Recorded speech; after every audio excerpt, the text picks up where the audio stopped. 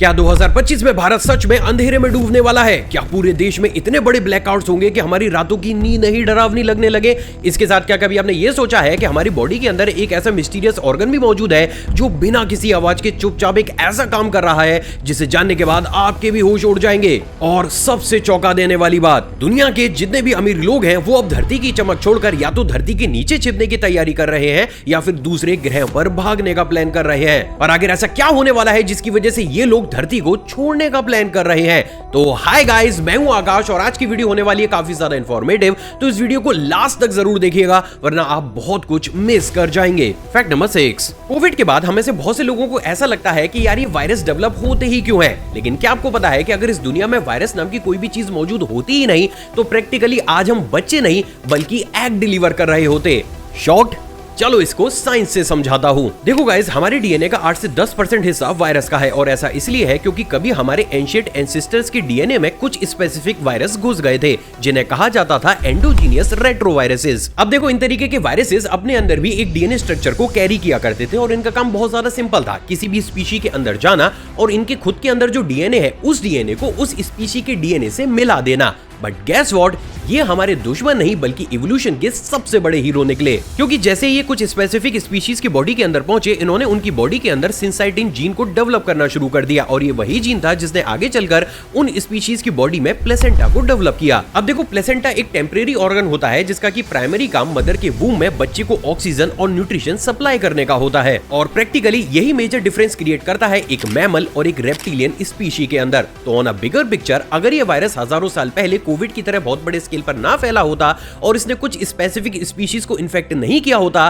तो आज इस धरती पर मैमल्स नाम की कोई भी चीज नहीं होती और शायद आज भी हम एक रेप्टिलियन स्पीशी को अडॉप्ट करके बच्चे को नहीं बल्कि एग डिलीवर करने के लिए अपने घरों के बाहर घोंसले बना रहे होते। बट वेट अ सेकंड, क्या फिर उस समय हमारे पास नेस्ट या फिर घर बनाने जितनी इंटेलिजेंस भी होती? And the answer is no.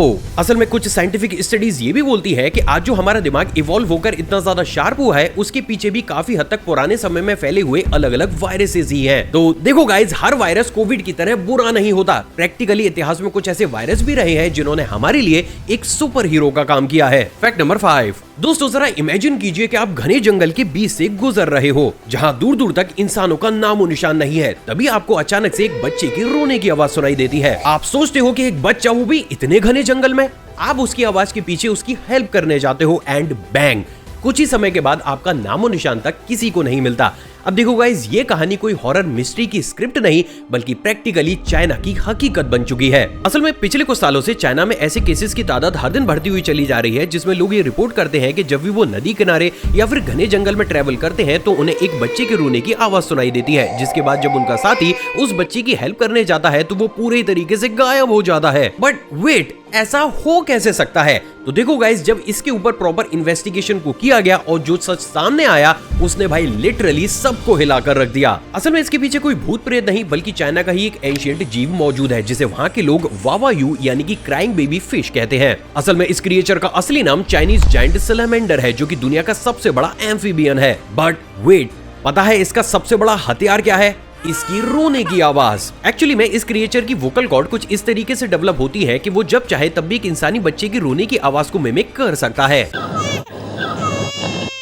अब देखो, अभी तक तो ये माना जाता था कि ये क्रीचर काफी ज्यादा शाय होता है और ये हम इंसानों से बचकर रहता है, लेकिन पिछले कुछ सालों से बहुत सी रिसर्च में बात पूरी तरीके से क्लियर हुई है कि ये क्रिएचर खुद को कुछ इस तरीके से इवॉल्व कर चुका है कि अब ये जानबूझकर जंगल में छिपकर हम इंसानों का वेट करता है और जब इसे ये भनक लगती है कि आसपास कोई इंसान मौजूद है तो ये जानबूझकर बच्चे की रोने की आवाज को निकालता है और जैसे ही कोई भी इंसान उस बच्चे की हेल्प करने के लिए आगे बढ़ता है ये चुपके से घात लगाकर इंसानों पर ही हमला कर देता है। लेकिन एक सवाल जो अब भी आपके दिमाग में आया होगा कि भाई आखिर फिर ये एक बच्चे की आवाज को मिमिक कर कैसे लेता है? तो देखो, रिसेंट स्टडीज ये बात पूरे तरीके से क्लियर करती है कि ये क्रिएचर इंसानी अस्तित्व से भी पहले से धरती पर मौजूद है और ओवर अ टाइम पीरियड इसने धीरे धीरे हमारी ही आवाजों को सुनकर इस आवाज को प्रोड्यूस करना सीखा है और इसलिए भी आज भी चाइना में इसे एक पवित्र क्रिएचर के रूप में देखा जाता है जहाँ पर यह माना जाता है कि इस क्रिएचर में वो आत्माएं समा जाती हैं जिनका देहांत जंगल में हुआ होता है। पर देखो गाइस, रीजन कुछ भी हो, एक बात तो पूरे तरीके से क्लियर होती हुई चली जा रही है कि जिन एनिमल्स को हम अपने लिए अभी तक खतरा नहीं मानते थे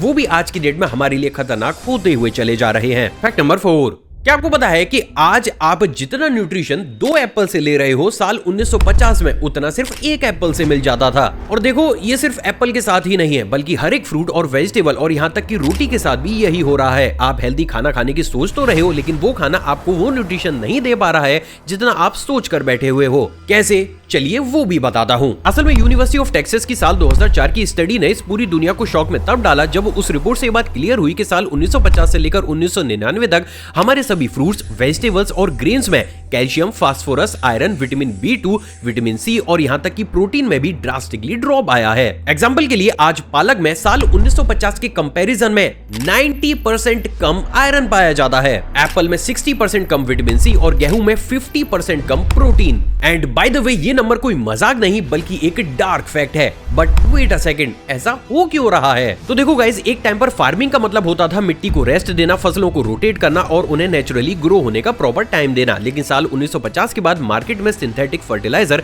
केमिकल, इंसेक्टिसाइड्स और यहाँ तक कि फास्ट फार्मिंग ने भी एंट्री ले ली, जिसके चलते हुए प्लांट्स को आज की डेट में जल्दी बड़ा बनाया जाता है ताकि उनसे ज्यादा से ज्यादा क्वांटिटी को प्रोड्यूस किया जा सके। इसके साथ ही सॉइल को रेस्ट नहीं दिया जाता है जिससे वो दोबारा से फर्टिलाइज हो सके।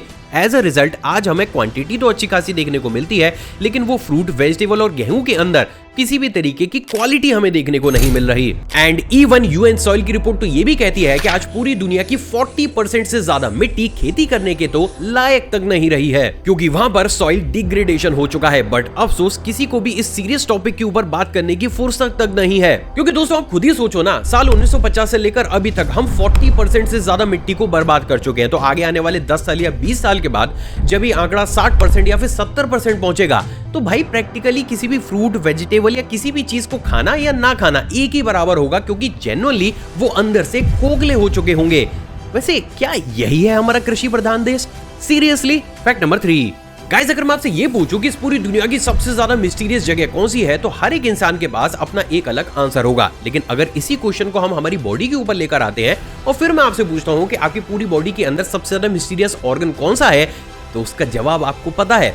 प्रैक्टिकली उसका सिर्फ एक ही जवाब मिलेगा और वो है हमारे दिमाग के अंदर मौजूद पीनियल ग्लैंड। क्योंकि देखो, जहां एक तरफ हमारी साइंस अभी तक इस ग्लैंड की प्रॉपर वर्किंग को जान नहीं पाई है, तो वहीं दूसरी तरफ ये इकलौता ऐसा ऑर्गन है जिसका की जिक्र आपको ऑलमोस्ट सभी रिलीजन के अंदर देखने को मिलेगा। जैसे एग्जांपल के लिए हिंदुइज्म में इसे अजना चक्र माना जाता है, यानी कि थर्ड आई, जो कि हमें फ्यूचर दिखा सकती है। तो वहीं बुद्धिज्म में इसे आई ऑफ विजडम माना जाता है, जहां पर ये माना जाता है कि अगर ये एक्टिवेट हो गई तो ये आपको अनंत ब्रह्मांड के सारे ही सीक्रेट्स बता देगी। इसके अलावा क्रिश्चियन बाइबल के वर्स मैथ्यू 6:22 में ये भी लिखा गया है, if thine eye be single, why whole body shall be full of light? जहां पर इसको सिंगल आई या फिर लाइट से रिप्रेजेंट किया गया है और माना यह जाता है कि अगर ये इनलाइट हो जाती है तो ये आपको डिवाइन इनसाइट्स यानी कि अपार नॉलेज दे सकती है। तो वहीं दोस्तों, बात अगर थियोसॉफी की जाए तो वहां पर इस ऑर्गन को सीट ऑफ सोल के नाम से जाना जाता है। मतलब ये माना जाता है कि हमारे पूरी बॉडी में जो सोल या आत्मा होती है वो प्रैक्टिकली यहाँ स्ट्रेट अवे यहाँ यानी कि पीनियल ग्लैंड के ऊपर ही आकर बैठती है। और इन दी लास्ट बात अगर इजिप्टियन माइथोलॉजी की करूं तो इसे आई ऑफ ओरुस का भी सिंबल माना जाता है, यानी कि दुनिया के ऑलमोस्ट हर एक रिलीजन में आपको ये gland enlightenment, infinity knowledge, universe का गेटवे और फ्यूचर प्रिडिक्ट करने वाली एक ग्लैंड के रूप में देखने को मिलेगी। बट भाई, साइंस इस पर क्या बोलती है? तो देखो, मॉडर्न साइंस पीनियल ग्लैंड को एक एंड्रोसिन ग्लैंड के रूप में देखती है जो कि मेलाटोनिन बनाता है और ये हमें सुलाने में मदद करता है। But on the other hand हमारी कुछ रिसर्चेस ये भी बोलती है कि ये ग्लैंड लाइट और मैग्नेटिक फील्ड के कांटेक्ट में आकर एक अलग ही लेवल पर एक्टिवेट भी होती है। इवन ये डीएमटी जैसे केमिकल्स को भी प्रोड्यूस कर सकती है, जो कि एक पावरफुल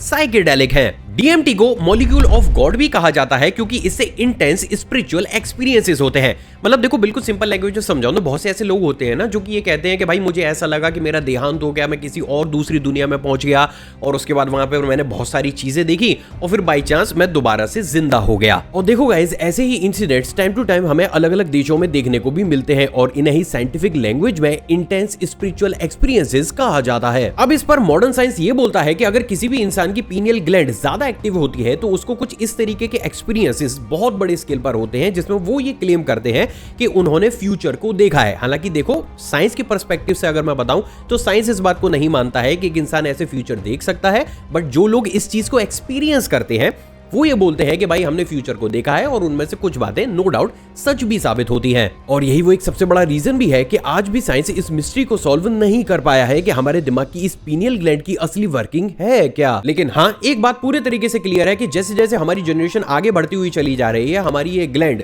स्टेबल होने या फिर ज्यादा एक्टिव होने की बजाय काफी ज्यादा इनएक्टिव होती हुई चली जा रही है। जिससे एक बात तो क्लियर हो जाती है कि हमारे जो भी पूर्वज रहे होंगे उनकी ये ग्लैंड हमारे कंपैरिजन में ज्यादा एक्टिवेट रही होगी और उन्हें इन तरीके के एक्सपीरियंसेस या फिर ऐसे स्पिरिचुअल थॉट्स हमारे कंपैरिजन में ज्यादा आते होंगे। Strange but true. Fact number 2, guys, क्या आपको पता है कि इस दुनिया में जितने भी बड़े बड़े बिलियनियर्स हैं ना भाई, वो इस समय सीक्रेटली अर्थ के सरफेस को छोड़ने के लिए एड़ी चोटी तक का जोर लगा रहे हैं।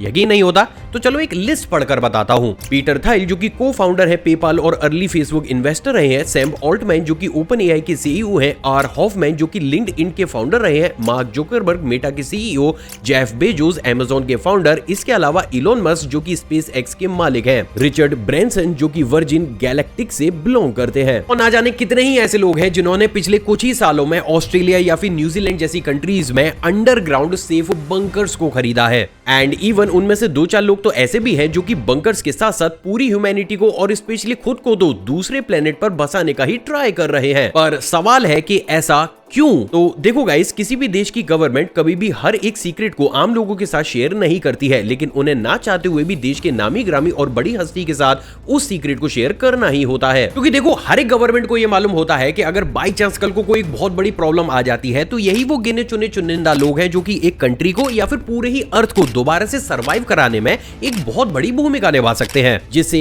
एक बात तो क्लियर हो जाती है कि इन चुनिंदा लोगों के पास कुछ ना कुछ तो ऐसा सीक्रेट जरूर मौजूद है जिसके चलते हुए ये आज की डेट में अर्थ के सरफेस से बस दूर भागना चाहते हैं। बट प्रैक्टिकली वो क्या हो सकता है? तो देखो गाइस, जब इसके ऊपर थोड़ी सी मैंने डीप रिसर्च करी तो मेरे को ना एक कॉमन पैटर्न नजर आया, और वो कॉमन पैटर्न लिंक होता है एक्स्ट्रा टेरिटोरियल एक्टिविटीज से। साल 2004 यूएस की नौसेना अचानक से ही अपने रेडार पर एक टिक टैक जैसी शेप को बहुत एबनॉर्मल स्पीड और डायरेक्शन में इधर उधर मूव होता हुआ देखती है। ये चीज इतनी ज्यादा सीरियस हो जाती है कि खुद यूएस गवर्नमेंट इसके ऊपर प्रॉपर इन्वेस्टिगेशन को करती है। अब सरप्राइजिंगली जैसी घटना होती है, इलोन मस्क बार बार ओपनली आकर ये बोलते हैं कि भाई अब है ना ह्यूमैनिटी को मार्स की तरफ शिफ्ट हो जाना चाहिए। एंड स्ट्रेंजली साल 2008 में भाई साहब इलोन मस्क अपने ऑफिशियल मार्स पर जाने के प्लान को भी पूरी दुनिया के सामने रख देते हैं। साल 2014 और 15 में यूएस की नेवी मल्टीपल ऐसे अजीब से एयरक्राफ्ट को देखती है जिसकी टेक्नोलॉजी देखकर उन्हें यह समझ में आ जाता है कि भाई ये टेक्नोलॉजी हाल फिलहाल अर्थ पर बना पाना तो नेक्स्ट टू इम्पॉसिबल है। सरप्राइजिंगली उसके सिर्फ 6 महीने के बाद ही जेफ बेजोस अपने ब्लू ओरिजिन मिशन को फुल फोर्स से लॉन्च कर देते हैं। साल 2017 न्यूयॉर्क टाइम्स ने पेंटागन के ऊपर दिखी उन स्ट्रेंज लाइट्स को पूरे ही तरीके से एक्सपोज किया, जिसके बाद खुद यूएस गवर्नमेंट को सामने आकर ये एक्सेप्ट करना पड़ा कि यस, ये एक ऐसा अननोन ऑब्जेक्ट या फिर फिनोमेना हो सकता है जिसके बारे में हमारे पास कोई एक्सप्लेनेशन मौजूद नहीं है। बट अगेन सरप्राइजिंगली इसके सिर्फ 2 से 3 महीने के बाद ही पीटर थाइल और सैम ऑल्टमैन न्यूजीलैंड में एक सीक्रेट अंडरग्राउंड बंकर को खरीदते हैं। साल 2020 इजराइल के एक एक्स स्पेस ऑफिसर का ये बयान आता है कि भाई परजीवी एग्जिस्ट करते हैं और यूएस आज भी उनके कांटेक्ट में है। जब ये स्टेटमेंट ग्लोबली काफी बड़े स्केल पर वायरल होने लगता है तो सडनली इलोन मस्क दोबारा से आते हैं और लोगों को ये समझाते हैं कि भाई अब ह्यूमैनिटी को अलग अलग प्लैनेट्स पर शिफ्ट होने की जरूरत है और हम छोटे छोटे गुट बनाकर अलग अलग जगहों पर प्रैक्टिकली अपनी जो पावर है या अपनी जो क्वांटिटी है उसको बढ़ा सकते हैं। और गाइस देखो, ये लिस्ट यही नहीं रुकती, क्योंकि जेन्युइनली ये लिस्ट इतनी ज्यादा लंबी है कि अगर इन सारी चीजों को मैं आपको अभी बताने बैठूं तो भाई 1 घंटा तो मुझे ही लग जाएगा। तो अब सवाल तो ये खड़ा होता है कि क्या ये सिर्फ इत्तेफाक हो सकता है, और अगर ये इत्तेफाक है तो इतने सटीक टाइमिंग पर ये चीज हो कैसे रही है? और सबसे इंपॉर्टेंट बात कि अगर ये इत्तेफाक नहीं है तो क्या सच में इन बिलियनियर्स को कुछ ऐसा पता है जो आम लोगों तक नहीं लाया जाता, जो शायद फ्यूचर में हमारे लिए एक बहुत बड़ी प्रॉब्लम बन सकता है? हालांकि देखो गाइस, जेन्युइनली ये लोग क्यों अर्थ की सरफेस से डरकर इतना दूर भाग रहे हैं, इसका जवाब तो शायद हमें कभी भी ना मिल पाए। बट आपकी इसके ऊपर क्या राय है?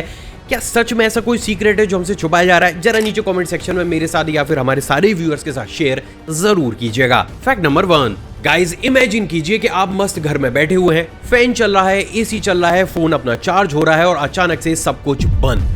पूरा भारत अंधेरे में डूब जाता है और हमें देखने को मिलता है एक मैसिव ब्लैकआउट। लेकिन क्या ये सिर्फ एक ख्याल है या वास्तव में 2025 में ये सच होने वाला है? वेल गाइस, आज के इस फैक्ट में मैं आपको कुछ ऐसे ऑथेंटिक रीजन और आंकड़े देने वाला हूं जिसे जानने के बाद आपकी भी रातों की नींदें एक ही झटके में उड़ जाएंगी। तो चलिए शुरू करते हैं। तो देखो गाइस, इसे जानने से पहले आप सबसे पहले इंडिया की बिजली डिमांड के सीन को समझो। मई 2024 में हमारे देश की पीक इलेक्ट्रिसिटी डिमांड 250 गीगावाट तक पहुंच गई थी और ये अपने आप में एक रिकॉर्ड था, जिसने नेशनल लोड डिस्पैच सेंटर और सेंट्रल इलेक्ट्रिसिटी अथॉरिटी को पूरे ही तरीके से हिलाकर रख दिया था, क्योंकि प्रैक्टिकली उनके पास इतनी ज्यादा बड़ी डिमांड पूरी करने की कैपेसिटी थी ही नहीं। रिजल्ट, बहुत लंबे समय तक बिजली की कटौती हुई और रूरल एरियाज को दिन के सिर्फ कुछ ही सिलेक्टेड घंटे ही बिजली मिली। तो वहीं दोस्तों, अब बात अगर मई और जून 2025 यानी कि इसी साल की जाए तो इन्हीं डिपार्टमेंट के अकॉर्डिंग इलेक्ट्रिसिटी की इस साल डिमांड 270 गीगावाट्स तक जा सकती है, क्योंकि देखो इंडियन मेट्रोलॉजिकल डिपार्टमेंट ने ऑलरेडी ये प्रेडिक्ट कर दिया है कि इस साल इंडिया में रिकॉर्ड ब्रेकिंग हीट वेव्स आएंगी, जिसकी वजह से एसी, कूलर, फैन सब कुछ फुल लोड पर चलेंगे। अब देखो इंडिया में सडनली वेदर इतना ज्यादा गर्म क्यों होता हुआ चला जा रहा है, इसको ऑलरेडी मैंने इस वीडियो के अंदर कवर किया है। आई के बटन पर आप क्लिक करके इस वीडियो के बाद उसे भी देख सकते हैं। अब देखो गाइस, इस पूरे ही सिनेरियो में एक बहुत बड़ी प्रॉब्लम क्रिएट होती है और वो ये है कि अगर इस साल पूरा ही देश इसी कैपेसिटी से इलेक्ट्रिसिटी को यूज करता है तो हमें सिर्फ मई और जून में ही 15 से 20 गीगावाट्स तक की पावर का शॉर्टेज फेस करना पड़ सकता है। यानी कि अगर बिल्कुल सिंपल लैंग्वेज में बोलूं तो हर 3 दिन में से एक दिन हमें एक मैसिव ब्लैकआउट को देखना पड़ेगा। But the main question is this कि आखिर हम इस कंडीशन में है ही क्यों? तो देखो गाइस, इसका सबसे बड़ा रीजन है कोल बेस्ड पावर प्लांट्स का स्टैग्नेंट कैपेसिटी। देखो इंडिया का 70% पावर आज भी कोल से आता है, लेकिन नए प्लांट बनाने में डिले हो रहा है। साल 2024 और 2025 में सिर्फ 5 से 6 गीगावाट कोल कैपेसिटी ऐड होने की उम्मीद है, जबकि बात अगर डिमांड की जाए तो वो लगभग 20 गीगावाट से भी ज्यादा है। इसके अलावा इलेक्ट्रिसिटी जनरेट करने के जो दूसरे सोर्स है, मान के चलो सोलर एनर्जी हो गई या फिर विंड से हम जो इलेक्ट्रिसिटी बनाते हैं, भाई उन तरीके की इलेक्ट्रिसिटी के साथ सबसे बड़ी प्रॉब्लम यह है कि उस इलेक्ट्रिसिटी को पहले बहुत बड़े स्केल पर स्टोर करना पड़ता है। लेकिन बात अगर इंडिया की स्टोरेज कैपेसिटी की जाए तो वो तो भाई साहब 5 गीगावाट से भी कम है और इसी की वजह से ही साल 2025 में वही हो सकता है जो कि हमने जुलाई 2012 में फेस किया था। असल में जुलाई 2012 में इंडिया ने दुनिया का सबसे बड़ा ब्लैकआउट देखा था, जब 620 मिलियन लोग अंधेरे में डूब गए थे। तब ग्रिड फेल हुआ था क्योंकि स्टेट्स अपनी लिमिट से ज्यादा पावर को कंज्यूम कर रहे थे। और देखो यही रिस्क हमें 2025 में भी देखने को मिल रहा है, क्योंकि रिसेंट स्टैट्स ये बात पूरी तरीके से क्लियर कर चुके हैं कि भाई सिर्फ मेट्रो सिटीज ही नहीं बल्कि भारत के छोटे मोटे जो शहर है वो भी अपनी उम्मीद से ज्यादा बड़े क्वांटिटी में इलेक्ट्रिसिटी को कंज्यूम कर रहे हैं, जिसकी वजह से क्या होता है कि ग्रिड्स पर अननेसेसरी लोड बढ़ जाता है। और अब सबसे डरावनी बात, क्या आपको पता है कि इस लोड को वर्स्ट सिनेरियो तक इस साल ले जाने का काम करने वाला है एक सोलर फ्लेयर। एक्चुअली गाइस, कुछ एक्सपर्ट्स का ये मानना है कि सन अपने 11th ईयर के पीक साइकिल पर होगा, जिसकी वजह से अगर इस साल कोई भी सोलर फ्लेयर आ जाता है अर्थ के आसपास तो वो आसानी से हमारे ग्रिड्स को फ्राई तक कर सकता है।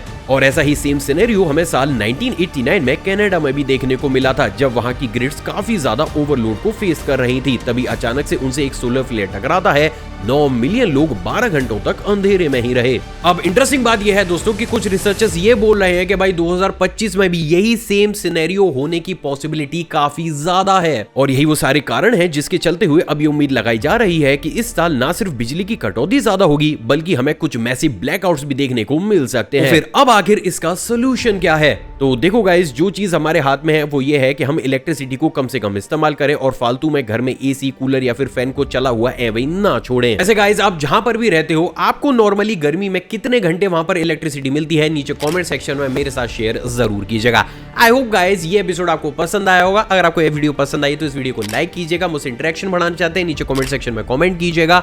साथ ही साथ अभी आपकी स्क्रीन पर आपको 2 वीडियो दिख रही है गाइस, इसे भी चेकआउट कीजिएगा क्योंकि ये भी अपने आप में ऑसम है। जय हिंद।